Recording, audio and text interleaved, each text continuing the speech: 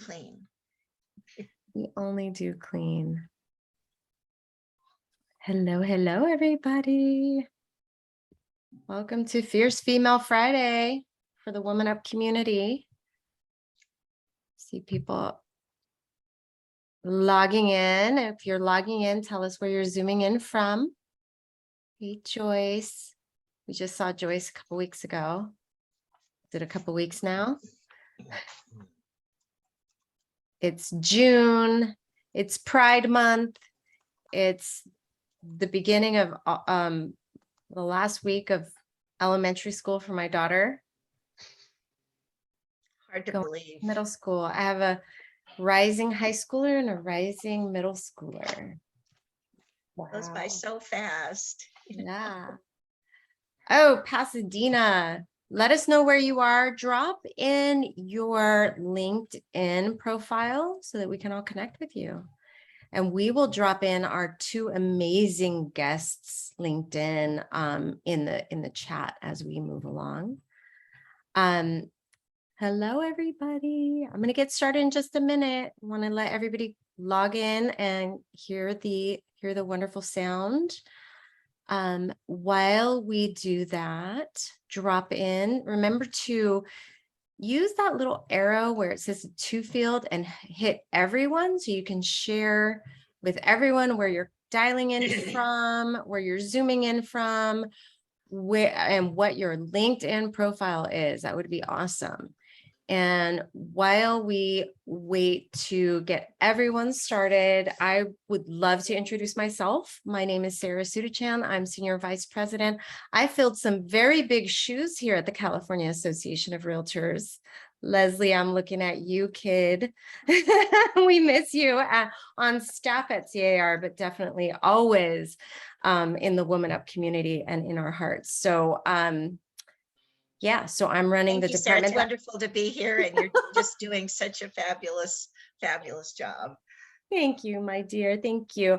Quick CAR update. We have a Books with Leadership. So this is something that Farrah Wilder has created with our leadership team. And this next week's conversation is on erasing institutional bias, how to create systemic change for organizational inclusion.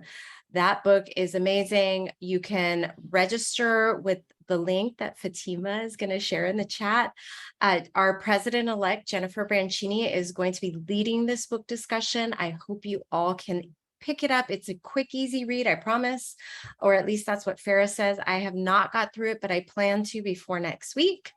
And we would love to have you a part of this important conversation because we know inclusive organizations are better organizations. So I wanted to share that. And the excitement is brewing in the Woman Up community. Woman Up ticket sales are live. We have only a few visionary tickets. That's the cheapest tickets of the year, $299, only just a few left. Thank you, Fatima. Go to iamwomanup.com. She's going to put that link in the chat and get your ticket. Grab your ticket now. You will choose the visionary. If it's still there, choose the visionary ticket. If you want to add on the soiree party, and if you want to add on the wine tasting with the Mondavi sisters, you can do that as well. And then once you register, you will get an email confirmation with all the information, including a discounted rate to the Paseo Hotel and Spa. So we hope that you all can be there and join us live and in person August 30th, 31st, and September 1st.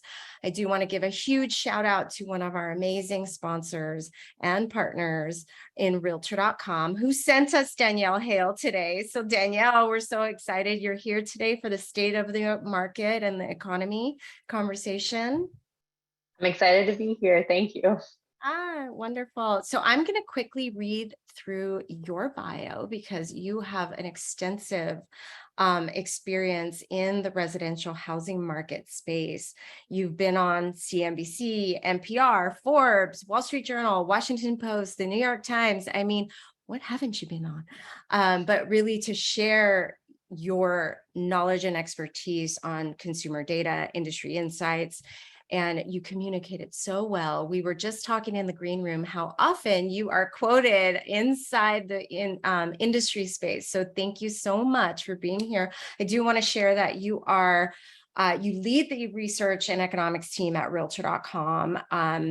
You have analysts on your team, and you have such a treasure trove of data. And prior to Realtor.com, you were you were an economist at NAR. So you have an extensive amount of data of experience in the data.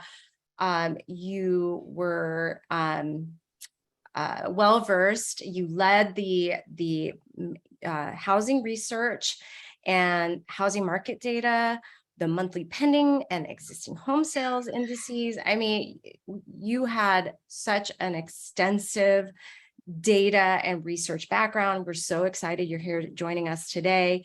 And before NAR, you spent 3 years at American Enterprise Institute researching and managing the executive office communications. Wow, you have and I'm talking to you personally because I see your face, but our guest has a degree from Florida State University. My mom went there, by the way, and she calls DC her home. So she's in DC. We promise to get you home in time for your dinner with your family. And you were also, Danielle was also recognized as one of Housing Wire's rising stars in 2019. So welcome, Danielle. Thank you. And Leslie, well, we all know who Leslie is, but I'm going to take a moment to honor and acknowledge Leslie Appleton Young, who was my boss and mentor for 20 years at the California Association of Realtors, who you retired as senior vice president and chief economist, also co-created this amazing community. She co-created Woman Up with me, and is now semi-retired, working as a consultant, not only for Woman Up and CAR, but also keeping current matters with her love and newlywed husband, John Tusillo. So congratulations to you, Leslie. I don't know, have you been on since your wedding? No, I don't think so. Well, we are all very, very happy for you. You are living your best life, and It's never too late. it's The never strangest too late. things can happen. Just be prepared. So if you are on Peloton, she is a Peloton. She's part of the Peloton family. She hosts our Woman Up Coffee and Conversations. And if you're in the Atlanta area, you may see her at Soul Cycle or Dry Bar. I mean, one or the other. So there you go.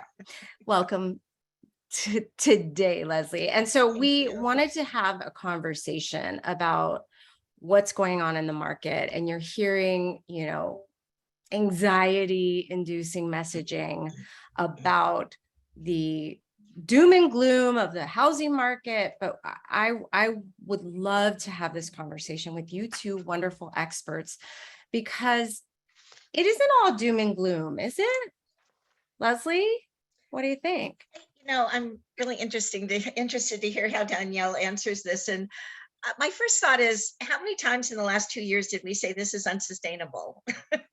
This cannot go on forever. We are looking at, the latest national data coming out from Schiller was 21% year-over-year increase in April, and inventory is heading back up. So now it's like we don't have any inventory. It's like we almost have no inventory, but it's starting to build a little bit, but it's still way below trend. I always laugh, when I first got started working for the California Association of Realtors, I was told like a normal supply of inventory is like 6 to 7 months, and that, no one has total power in the transaction. It's pretty balanced between buyers and sellers. And I still remember within the last 10 years, kind of talking to Joel and Jordan and just saying, it's not 5, it's not 6 anymore. It's like 3. We've come to a new kind of normal in terms of inventory, and we've been much lower than that over the last couple of years. So there's a lot of things that make it make it different. So I don't think the market is ever doom and gloom. There's opportunities for people in every market. There are realtors out there. I know I sound like Pollyanna, but are having their best years ever right now. And of course, now the market is changing, right? And we kind of don't know what's going to happen. We don't know how high rates are going to go. We just don't know how it's going to play out. So I think it's just really important to listen to people like Danielle on the national scene to kind of set the context for what this is and what it isn't, and don't get too far ahead of the curve, because I don't think we've ever seen a market like this before. I don't know about you, Danielle, but I sure haven't. No, so what is Yeah, it, Danielle? yeah, I agree. So we're at a transitional period. So this unsustainable trend that you talked about, Leslie, these prices that are going up much faster than incomes. We all know that this can't continue, but we don't know exactly when it's going to stop, and we don't know exactly what it's going to look like when it stops. So that pivot is scary because it's something that's different than what we've been through, but it's much needed. We've talked for years about how we need more inventory to create more balance in the housing market. Now that it's finally here, it's a little bit scary, but it's ultimately a good thing. We're phrasing it as a real estate refresh, if you will. So as Leslie mentioned, yeah, exactly. Replenishing some of the inventory. We're starting to see more sellers participate in the market. I think this is a common fact among agents, but perhaps like something people don't always stop and think about. But 72% of this year's sellers said that they are also buyers. So a lot of times people who are selling a home are making another home purchase. And so if we think about an extreme seller's market, that's great for sellers, but bad for them on the buyer side of the transaction. So getting back to a market that's more balanced is ultimately, I think, going to be good for both sellers and buyers, since so many of those sellers are also buyers. And the reason we are calling this a real estate refresh, we just in our May data that was released yesterday, saw for the first time national inventory of homes that are actively on the market right now went up compared to last year. It's the first time we've seen this in 3 years. So this is the refresh. We're starting to see more inventory. But Leslie, your point about going from almost no inventory to a little bit more, that context matters. It's still a pretty competitive market. We're still seeing home prices go up and homes sell relatively quickly. We're taking a step in the right direction and moving towards a more balanced market. Not there yet. We're going in that direction. I'll just also say you bring up such a good point about sellers being buyers, and how many times do you hear this?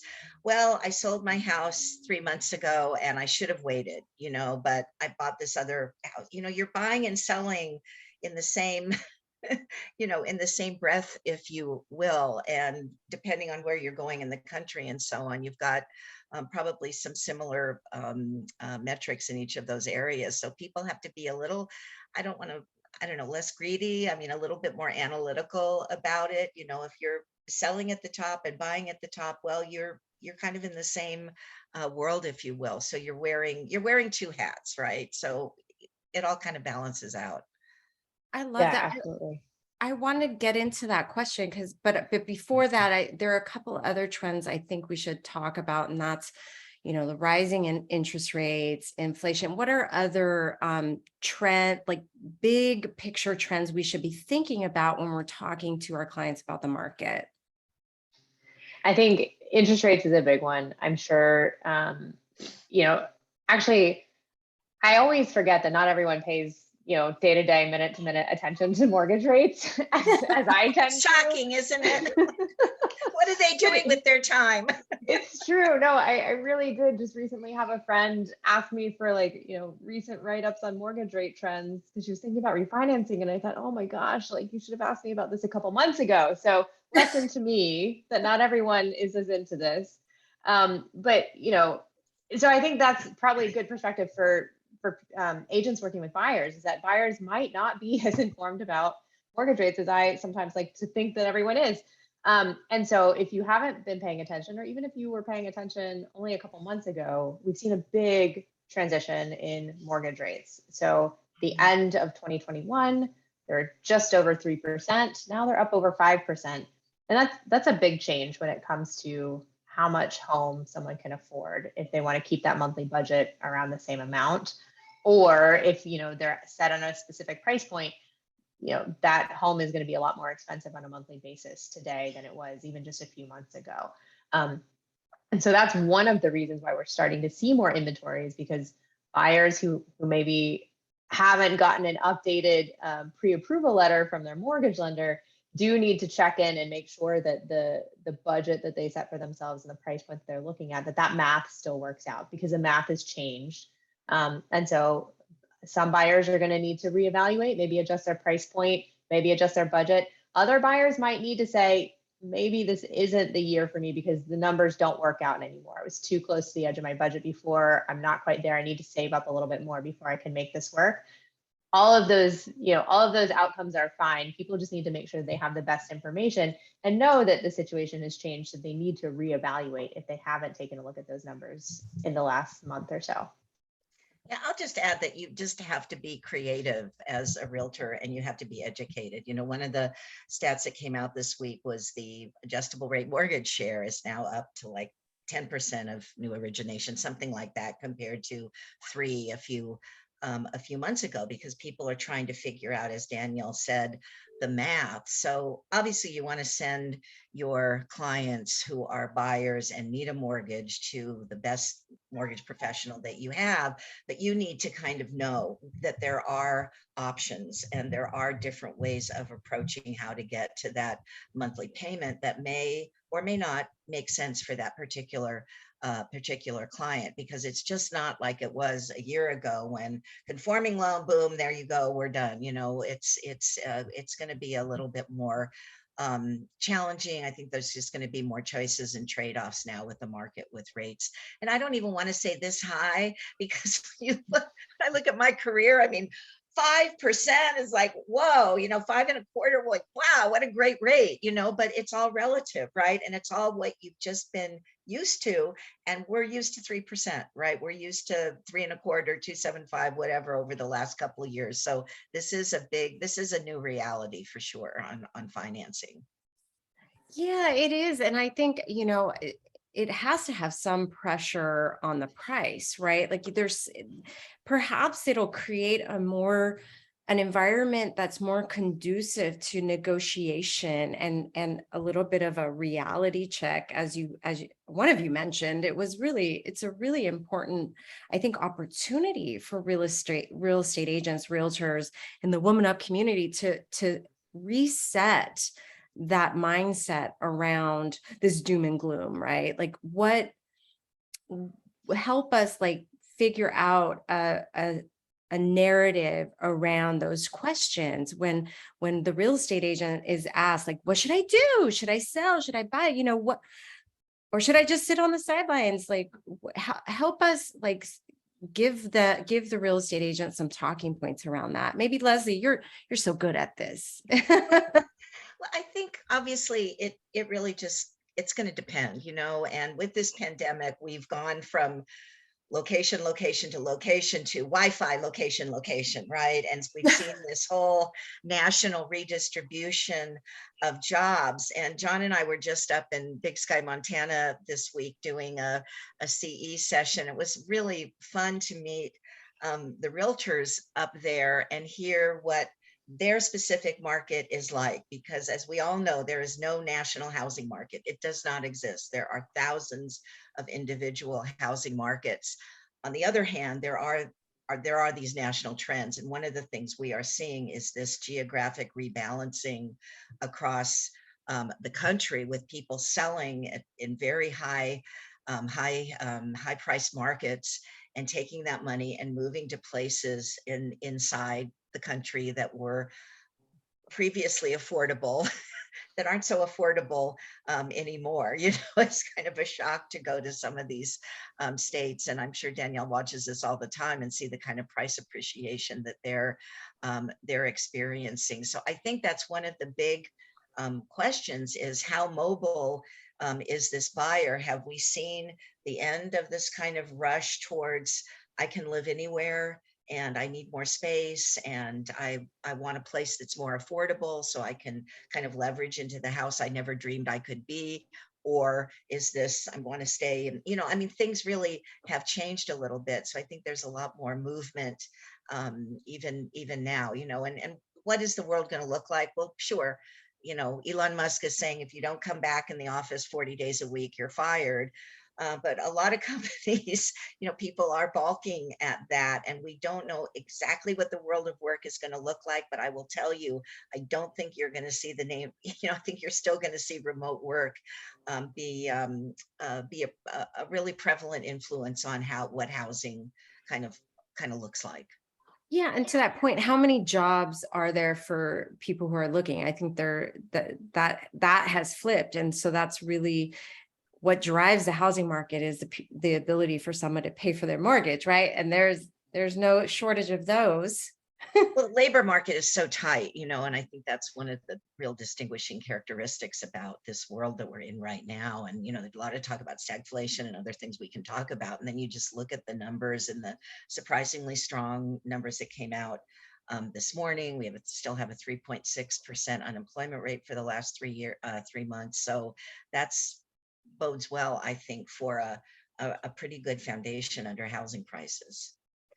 So Danielle, what are your thoughts? I mean, what is your community asking of realtor.com? Like, do they need your help? Yes, they do. So we get a lot of questions. As you mentioned in the introduction, we sit on a lot of data, not just listing data, but that is powerful and important, and we have it.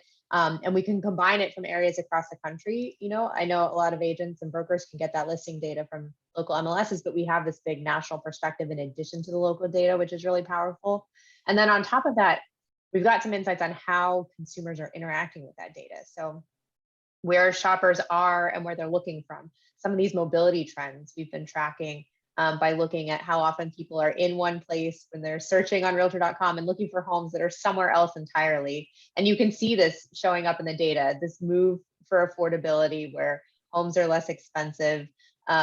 Interestingly, in the most recent data, we've started to see some people interested in cities again. So Washington, D.C. and the New York City metro area have started to pop up as places people are interested in going back to. So, but I think this remote work phenomenon is really important because it has enabled a broader distribution of people. And when we talk about getting creative in an environment where the cost of housing is going up because prices are high and mortgage rates are higher, people have to think creatively. Sometimes it means adjusting your budget. Sometimes it means adjusting your location, either out to the suburbs or in this day and age, sometimes to a new market entirely where you can make the numbers work and still become a homeowner, which is, I think, exciting for the next generation because I think they do really want to become homeowners. It's just a question of thinking about how they can actually make that happen.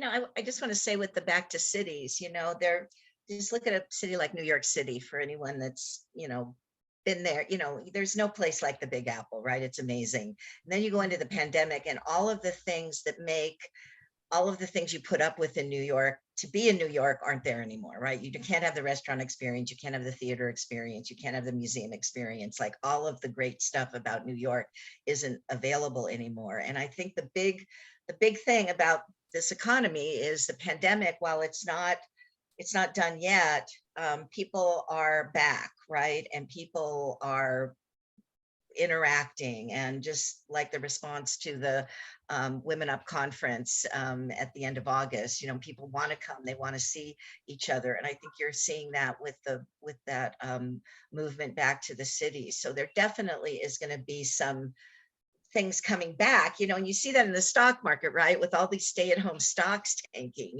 like, I don't know what the people at Peloton were thinking. Like people like me loved them for 2 years when I didn't have any options. But now that I could go back to SoulCycle, like I'm doing that, because it's better. So don't count the past back, just recognize that it's going to be different. People just have more options, I think, in general, and the housing market is really reflecting that. Even in the second and third homes, that a lot of that stuff's going on.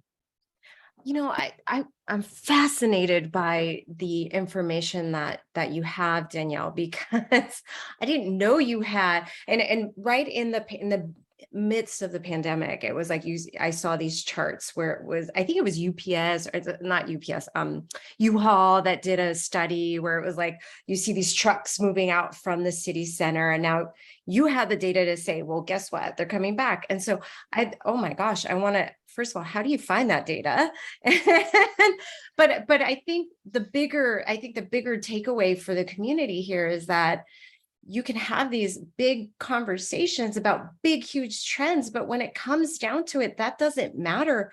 What matters is your conversation one-on-one with your client and and your client's needs, right? I mean, that's the bottom line. Anyway, how do we find that data? Or So we have a section on realtor.com. It's realtor.com/research. And you'll find data and reports, a blog where we write articles. We've got stuff that goes up just about daily. And we also, my colleague George Ritu and I, do a weekly video series where we cover what's happened in the last week in housing and economic data and what it means for agents, brokers, and your clients. So it's a really short kind of 2-minute update. Nice way to end the week. I put our weekly video up just before joining this session, so it's fresh. That's awesome. That's awesome. And so there's plenty of resources in CAR also if you're in California, but you're all NAR also has a lot of information, and it's really about matching the information, but also having these conversations with your clients. I think that's key. That's what I'm taking away. But I do have a question for you, Danielle, in the chat, and that is wondering why my buyer is finding homes on realtor.com that are not in my local MLS. And so I'm not sure if you can touch on that, but I'm sure there's a reasonable explanation. That is a good question. So I don't know enough to answer the specifics, but we do, as I mentioned, source data from MLSs across the country. So it could be that there are homes that are not in your local MLS, but are in a different MLS that are showing up in that region. We're trying to think about the consumer experience as we're displaying data. And so wherever the listings are, regardless of which MLS is actually holding those listings, we're going to show them to the consumer. We do also have some relationships with builder data, so we may have access to some new construction information that's not in the MLS. But I believe that those are the only kind of two possibilities for why that could be the case. Yeah, it makes sense. The coverage makes sense for sure. So thank you for asking that question. I do want to give that longer term perspective, because I think the history can give us plenty of lessons that we're facing today in today's marketplace. So I'd love to hear, and Danielle, I'd love to start with you this time about, what makes today different from the past, and also maybe what makes it very similar as well. So do you want to touch on that? Yeah, absolutely. So we have seen some pretty uncharted territory in the housing market. We've talked about prices, we talked about sales.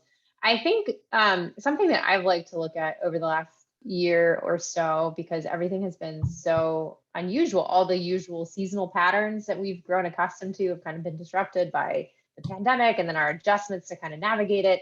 And so some of that seasonally adjusted data maybe is a little bit less helpful than usual. So when it comes to sales numbers, I like to look at the annual numbers, because I think we get a good sense for where we have been recently by looking at the annual numbers. And if you look at those are much more steady and stable than we've seen in some of the monthly numbers because of the big swings. So I think, when it comes to sales numbers for 2022, I think we're looking at a year that's going to be a little bit slower than what we saw in 2021, but still higher than what we've seen in many of the years heading up to the pandemic in 2020. So I think that context is important. There's still going to be a pretty healthy number of sales for the real estate market, but it is going to be a step down from 2021, which is a crazy market in just about everywhere across the country. So that's one thing. I think the good thing as we step back from the sales pace is that we're going to see more balance, and so that's going to be better for both buyers and sellers. And I think people have started asking the question about what's going to happen to the economy. The Fed is trying to tame inflation. Are we going to see a recession? But certainly not the Fed's intention. But monetary policy is a blunt tool. They don't control everything. And they are trying to tame economic growth so the economy can get back on a more sustainable footing. So it's not a guarantee, but the odds of recession are higher now than they were before. And how do you sort of navigate the housing market in that kind of situation? You make the best decision that you can with the information that you have. So you really think about what you need from a house, or help your clients think about what they need from a house, and how they can best achieve that given their budget, given their resources. And as we've been talking about, you've got all kinds of opportunities to be creative to navigate the housing market today that you maybe didn't have in years past. Leslie, you were talking about using adjustable rate mortgages. Even adjustable rate mortgages today, they got a bad rap in the 2008 time period, but today there are more guardrails on those products than there were before. And so they can be used in certain situations for certain buyers. They make sense. And we have the opportunity to help consumers understand that, so that they can make the best decisions for themselves. And I think that's really important. It ultimately comes down to everyone's personal situation. There is a way to find someone the best home in the market, given the market is what it is. And you just have to, like you said, have a conversation and listen to what their needs are so that we can help meet them. I love that. I love that. Leslie, you and I still remember this so distinctly. We were in our colleague Matt Roberts' office because he had the only TV on the floor. And we were watching, the stock market tank in '08, and just going to work every day after that, just sick to our stomachs, worried about our members, right? So I think that historical view is important, because I don't see that happening today, but I'd love your perspective, and I know our community would respect that as well. Yeah, no, I think you raise a really good point. And I think one of the things about the context for the discussion today is, for a lot of people, when they think recession, they think 2008 and 9, and they think, Armageddon.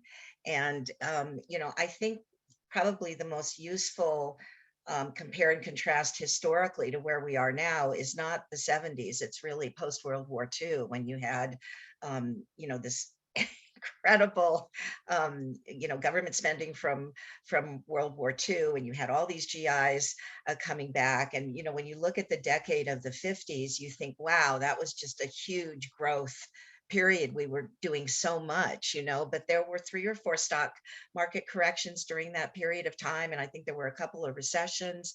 I mean, the economy does ebb and flow, and recession doesn't need to be the end of the world. And it often isn't. And I know one of the charts that we use at KCM, just in nominal terms, the last 4 or 5 recessions, only the 2007-8 period saw a decline in nominal housing prices. So just realizing this economy is a little bit more than just boom and bust, but there are mid-course corrections. Now, looking at kind of the 3 metrics for a repeat of the Great Recession would be foreclosures, it would be equity, and it would be credit quality. So starting with credit quality, as Danielle mentioned, even ARMs have more guardrails, and it's actually so much harder to get a mortgage today than it was back when we talked about the Pulse Fogomir loan. So credit availability has been tight for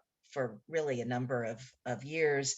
Secondly, there's a tremendous amount of equity. You can't have the price appreciation we've had in housing and not see these consumer balance sheets really grow. So even if we did get to a recession, that means people are out of work and they can't make their mortgage payments, you're going to sell, you're not going to foreclose, and I'm, again, always looking at the inventory numbers, and only about 1% of the properties are in foreclosure. We don't have a flood of foreclosures, and those that are kind of on the brink, most of them have equity. So I really want to not overreact to what's going on today, but try to stay rooted in the data, and hopefully we're not missing any of the big rocks here. But I'm feeling pretty comfortable that we're going to get through this with the refresh that Danielle's talking about, and not the falling off a cliff that we experienced back then. Danielle, I think you started a new term in the Woman Up community, and that's the market refresh. Yeah, I love that. Thank You- you. You've given us the better terminology, because I think you're right. I think when recession and doom and gloom come to mind, you do picture that time in our recent history and how painful that was for our industry. And so I'd love strategies or anything else you'd like to add on, Danielle, because I think that was a really great reminder of it's different this time. Yeah, there is one other data point. So it wasn't something that was really a focus before during the 2008 time period, but it is something that I've noticed lately is historically low, and that's the vacancy rate. So people talk about heading into that 2008 period of overbuilding, but now we've had underbuilding. And so there's this economic concept of slack in the labor market. If you have slack, it helps keep inflation away because there's not this pressure to see wages go up. In production, if you have extra capacity, again, you don't see costs going up. In the housing market right now, the vacancy rate is essentially like slack, and there isn't a whole lot of it. For homeowners, the homeowner vacancy rate is at a record low. But even in the rental market, the rental vacancy rate is very close to a record low. It's at like a 40-year low. And so because there just isn't a lot of extra capacity in housing, there is room for additional building. And even if we do see more sellers, the market needs that to get back to that refresh balance that we've been talking about. So that's another thing, another factor that I would point to as being different this time. We just now have caught up to construction figures that are close to what the housing market needs to keep up with household formation every year. And so I think there's still plenty of room to see building. And because of that, I think that is going to help a little bit, when we think about whether the economy will tip into recession or won't. There's still plenty of building that needs to be done in this country, and that's going to help be a positive for the economy. That's awesome. That's I also want to understand, like, from your perspective, Leslie, you talk to a lot of realtors. Danielle, I imagine you talk to a lot of realtors, but I'm not 100% sure. Is that true? Or you're mainly talking to the New York Times and all the media outlets I mentioned before? I do spend a lot of time talking to media, but I do also get to talk to realtors from time to time. So are you, what types of questions are you getting from the field? And I'm asking that because I want to be able to come back with, okay, well, you're not alone. Yeah, I think a lot of times, especially in this market where conditions are shifting, it's, what's going to happen next, why, and how do we prepare? How do we prepare our businesses? How do we help our clients prepare? And we've got some forecasting tools, we've got measures. There's a joke, that the economist is good at telling you tomorrow what happened yesterday. So we use the information from the past to guide and make educated predictions about what we think is going to happen in the future. But if the last 2 years have taught us anything, the unexpected can happen. And so you set yourself up for the best situation, but know that unexpected things can happen, and you're not going to be able to plan for every eventuality.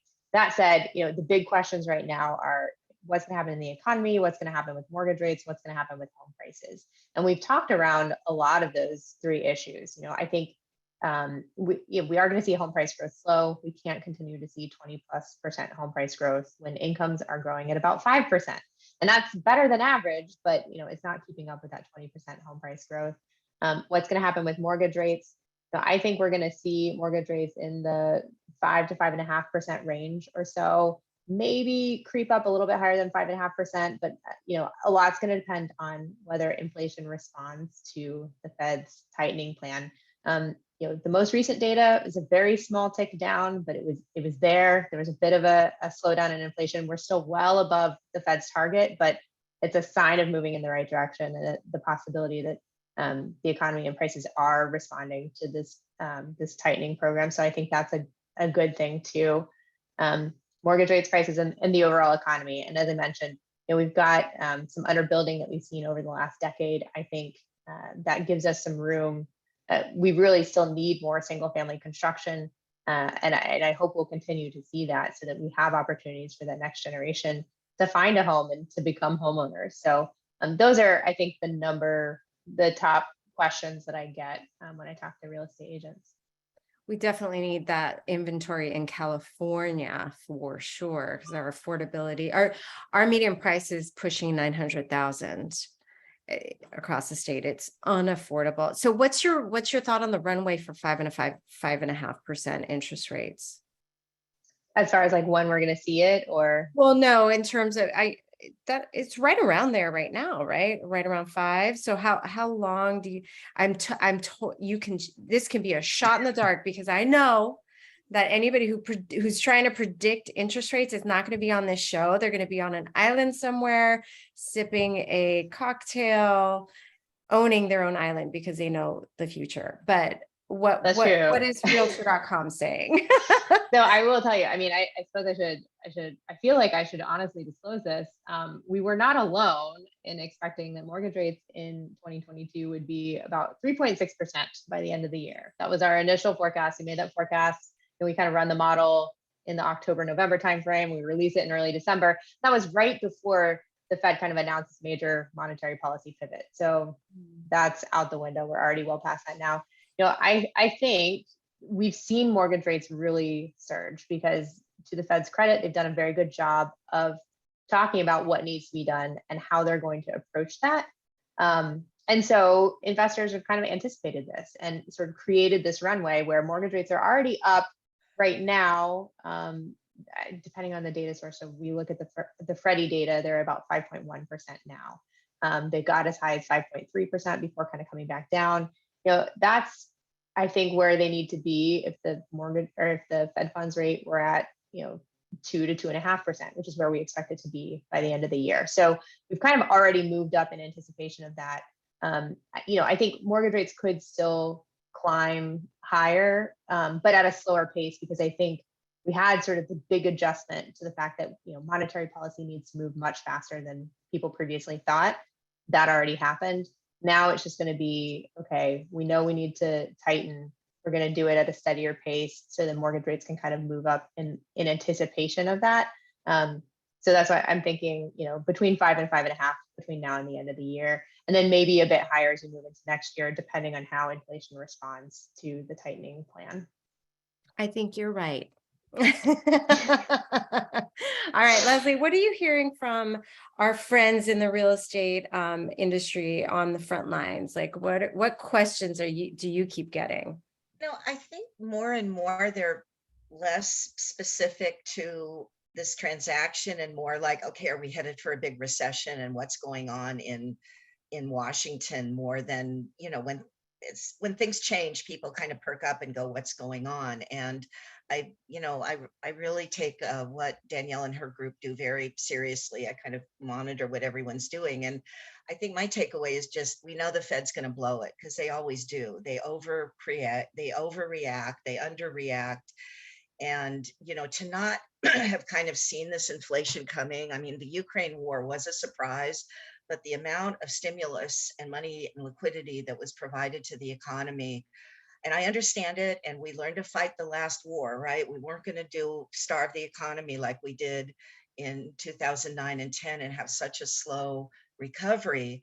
But now, we've had this period of ultra low rates, and consumers have this cushion, right? Because you really have to juxtapose what's going on in the labor market and what's going on with consumer spending and retail sales with this recession talk, because consumers, at least to date, are very active in their spending. And the reason why is they've got this cushion, that was created.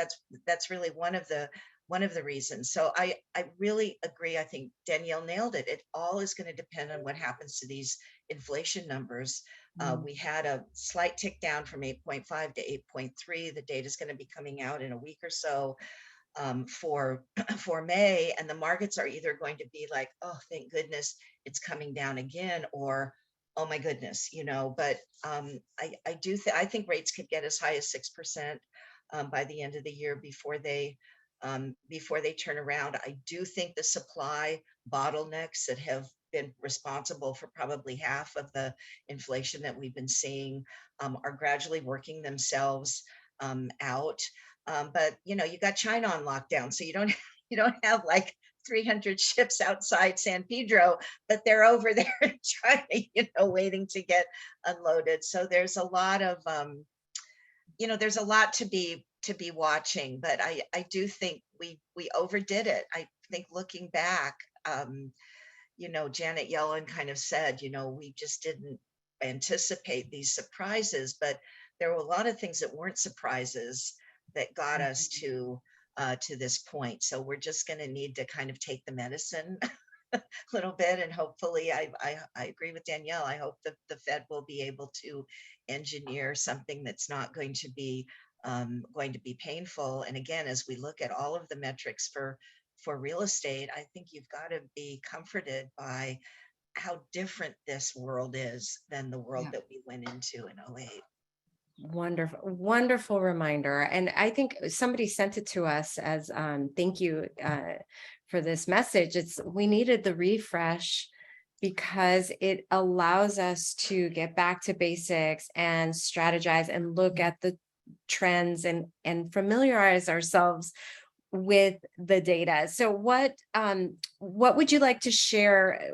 Where can we tap in? What's the best resource for people to tap into as they're talking to their clients about a market refresh or reset? Danielle, do you want to just quickly share? Yeah, so we've got a ton of information on the website. Our section of realtor.com is realtor.com/research. I put it in the chat earlier. But feel free to check that out. We've got a blog, we've got some data visualizations, we've got our weekly videos that we do. And then in addition to that, we are also active on social media, mostly on Twitter at this point. You've got a strong Twitter game going, Danielle. You guys are great with that. Thank you. Breaking news right there all the time. Thank you. Yep. And that is at RDC_economics. And George Ritu gets a lot of credit for managing that Twitter account. He's very active, and we kind of tag team it. So you can do more together than you can alone. Awesome. I love it. I love it. And Fatima just put that in the link. And I'll give a shameless plug. And this really started under Leslie, but our research department at CAR does an amazing podcast. So if you're into this data and following the trends in California, but they do a national look as well. Jordan and Oscar on our team just does a fabulous job. It's Housing Matters podcast from the California Association of Realtors. And Leslie, what do you like to listen to, or when you're prepping for giving an 8-hour class? Oh my goodness. well, I have a list of about 25 or 30 accounts that I follow on Twitter, just to get an angle on kind of what everybody's saying. And as you mentioned, I mean, Oscar and Jordan do one. Every time I get homesick from my CAR family, I listen to them, and it just feels like old home week, right? So there's that. But also like First American does a nice give and take on their podcast on kind of what's going on. In fact, the one that just came out talks a lot about what is an adjustable rate mortgage and how do they look today versus. So I think it's just this ongoing education that we encourage everybody to do. And I will also say the National Association of Realtors really does a wonderful job as well with they just released a report on institutional buyers, that was really lovely to start to see some real data on iBuying and, why people are not happy or stressed out about a real estate transaction. Because, we've always said this, Sarah, in strat planning for years and years, look for the problem and there's your new company, right? There's your startup. How do we address some of the friction there? So yeah, it's almost too much information, you just right. And I think the lesson is do what you can, read what you can, but don't feel badly. Just tune into Leslie or Danielle and you'll be fine. I would be remiss, Leslie, if we didn't talk about what you're reading right now. I recommended this book to you this week, and it's nothing about economics, but this book is so good. It could have been written by a woman. That's my ultimate praise here on this book, but it's called 4,000. Here's a picture of it. It's called 4,000 Weeks, Time Management for Mortals. And it's not what you think. It's not how to get through your to-do list Oh, faster. thank And it's God. really I the thought it first, was.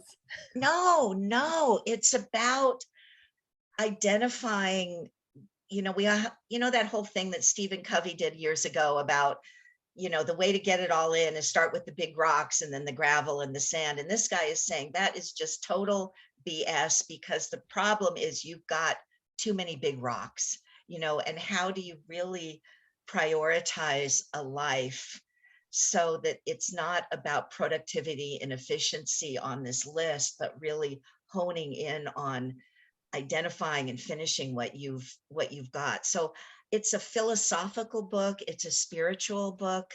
I'm so in love with this book, and I wrote in the